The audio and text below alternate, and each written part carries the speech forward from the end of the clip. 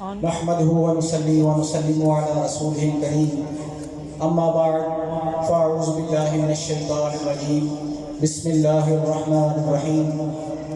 قال الله تبارك وتعالى في القرآن المجيد والفرقان الحميد ورفعنا لك ذكرك آمنت بالله صدق الله العظيم ان الله وملائكته يصلون على النبي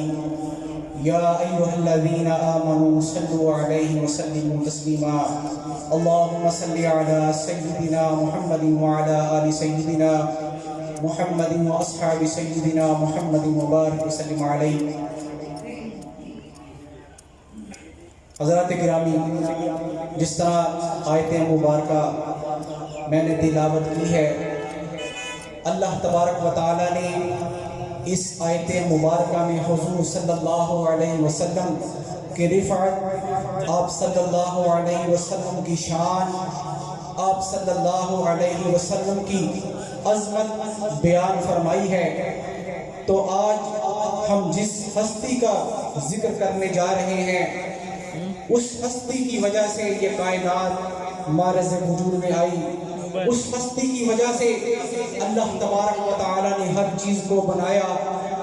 ہم یہ کہہ سکتے ہیں کہ اگر آپ صلی اللہ علیہ وسلم نہ ہوتے تو نہ یہ زمین ہوتی، آپ صلی اللہ علیہ وسلم نہ ہوتے تو نہ یہ آسمان ہوتا، آپ صلی اللہ علیہ وسلم نہ ہوتے تو نہ یہ درخت ہوتے، آپ صلی اللہ علیہ وسلم نہ ہوتے تو نہ یہ پرندے ہوتے، آپ صلی اللہ علیہ وسلم نہ ہوتے تو کائنات کی کوئی چیز بھی نہ ہوتی۔ یہاں تک کہ حدیث قدسی میں میرے آقا صلی اللہ علیہ وسلم ارشاد فرماتے ہیں لولاک لما خلقت الافلاک، جس کا مفہوم یہ ہے کہ اگر آپ صلی اللہ علیہ وسلم نہ ہوتے تو یہ آسمان نہ ہوتا۔ یہاں تک کہ دوسری حدیث مبارکہ میں ارشاد فرما دیا لولاک لما خلقت الربوبیہ، کہ اے نبی صلی اللہ علیہ وسلم اگر آپ نہ ہوتے تو میں اپنی ربوبیت کو بھی ظاہر نہ کرتا، یعنی میں اپنے رب ہونے کو بھی ظاہر نہ کرتا۔ تو یہ حضور صلی اللہ علیہ وسلم کی عظمت ہے، آپ صلی اللہ علیہ وسلم کا مرتبہ اور مقام ہے، آپ صلی اللہ علیہ وسلم کی شان ہے کہ آپ صلی اللہ علیہ وسلم کی وجہ سے یہ کائنات بنی،